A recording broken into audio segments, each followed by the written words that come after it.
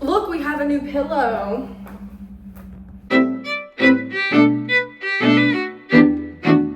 You know what else we have? It's magical. Soak it in its glory. Guys, we have a script today. I'm gonna be trying something new. And I'm gonna put the script cleverly in front of it so you don't know I'm reading off of it.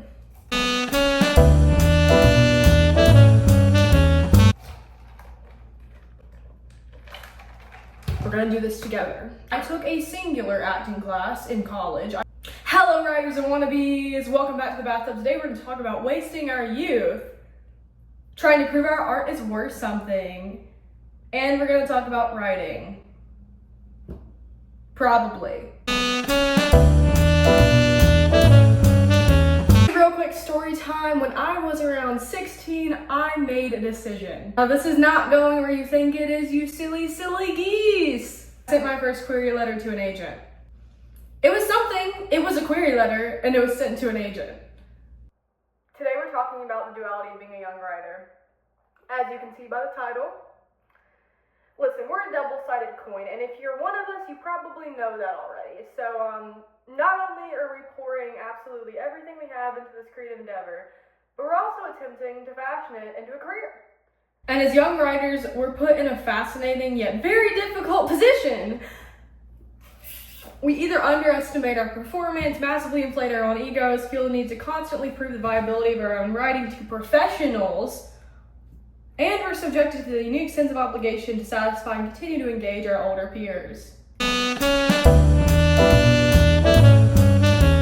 Why did I write this like an essay?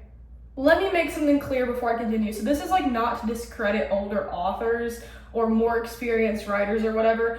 We all know the classical trope where the up-and-coming artsy kid walks up to the professor and like one-ups him or whatever.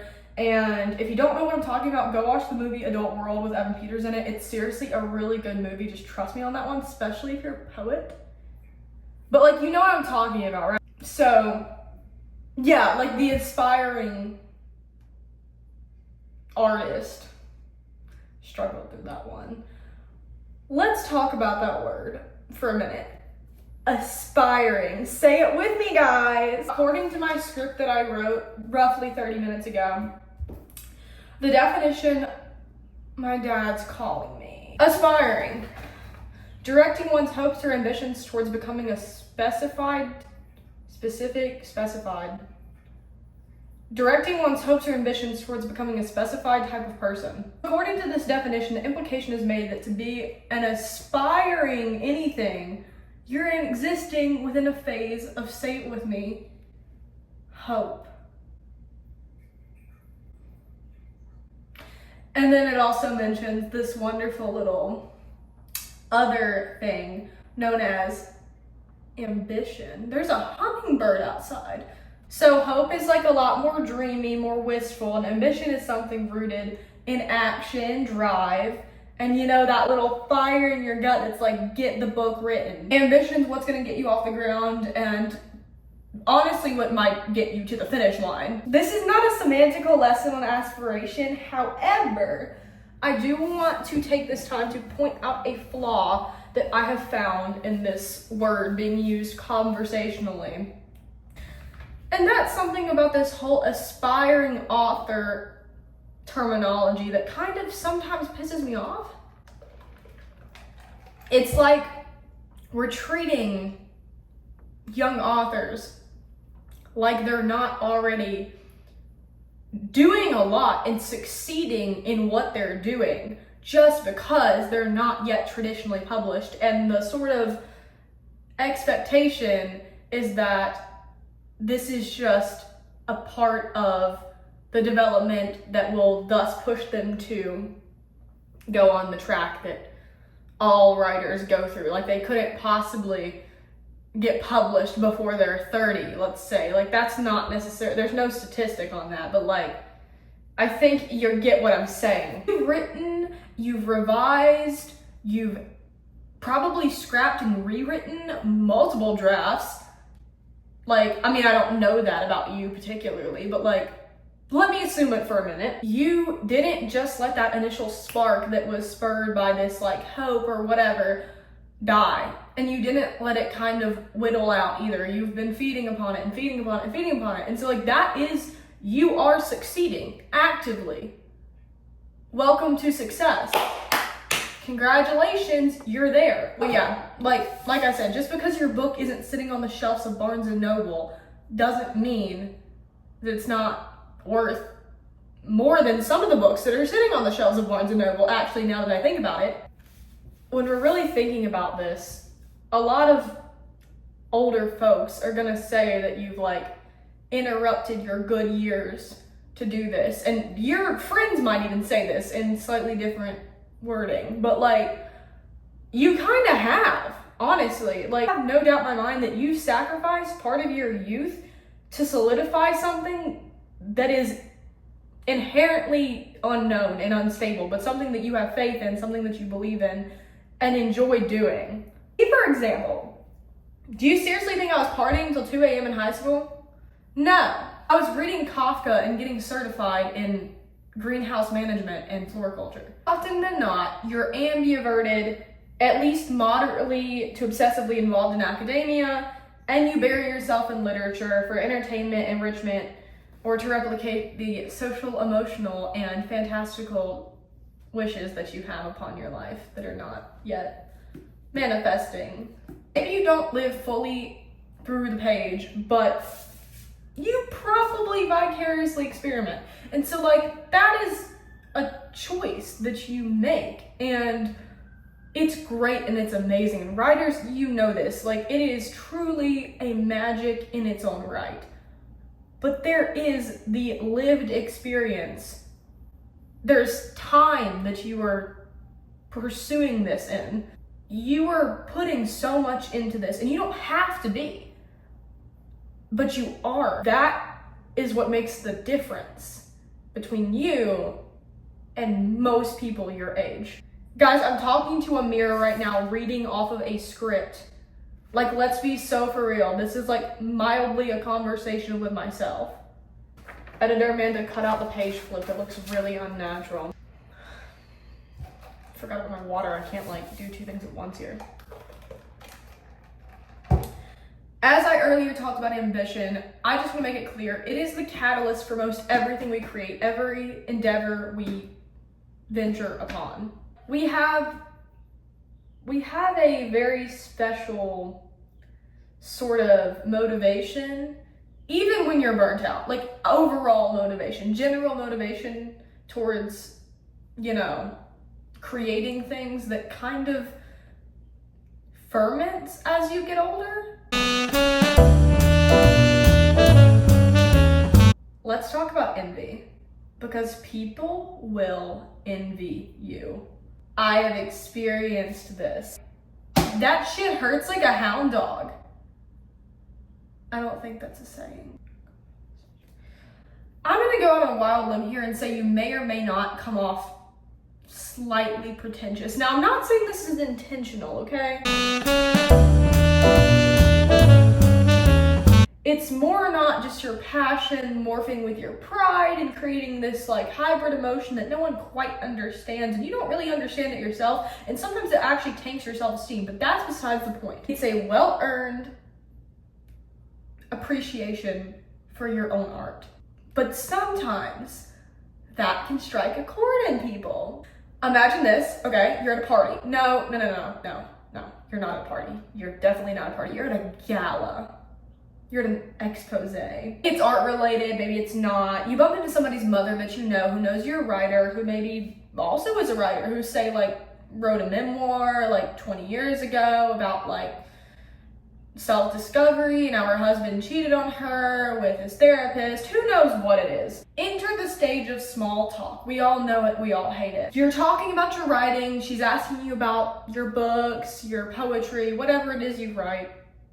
And she gives you one of those full smiles that feels sort of insidious. And you're just sitting there and you're questioning yourself because, your random friend's mother would never be condescending about your art, about your life's purpose, would she?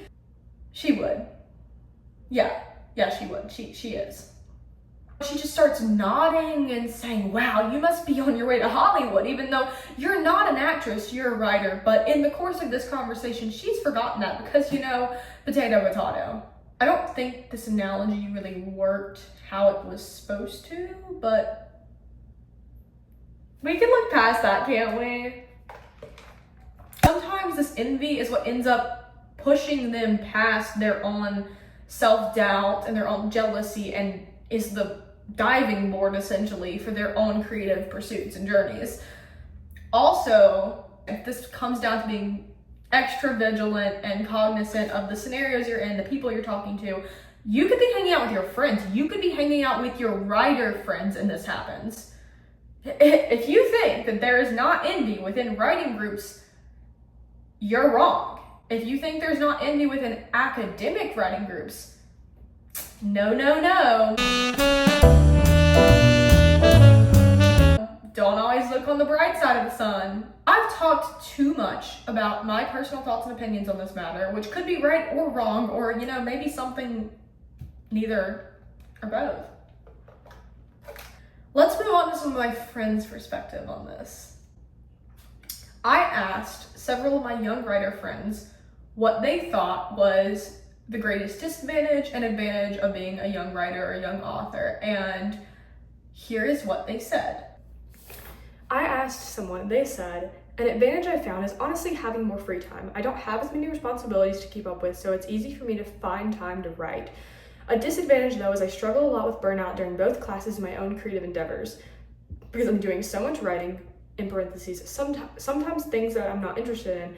I get burnt out easily by the end of the semester. This is like the Apostles' Creed of a college author. Let me just tell you, burnout is so real. And like how burnout can be like navigated is a topic up for discussion. And oftentimes writers debate a lot on this, but college authors specifically, and I'm gonna get even more hyper specific, college authors who are majoring in English in creative writing, or English or creative writing, or anything even that's remotely related to writing,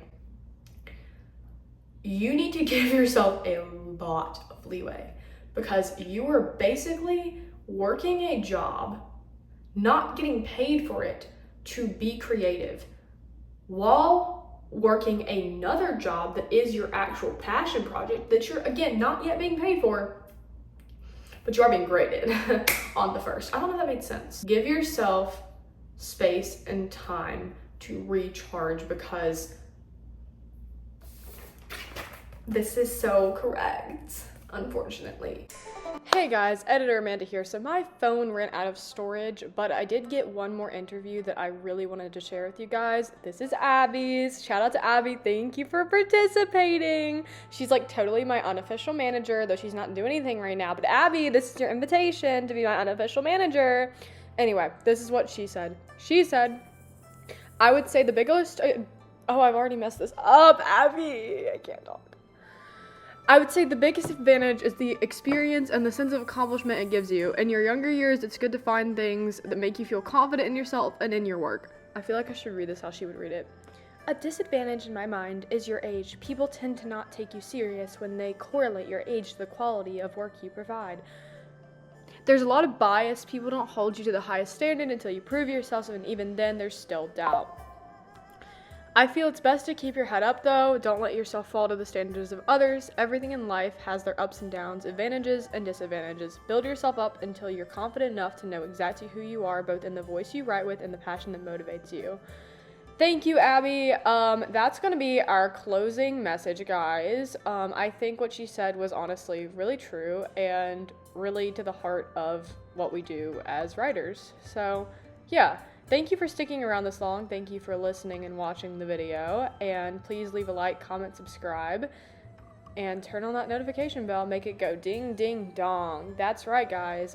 Thank you, Abby, and thank you everyone else who participated. I will see you in the next one. Bye.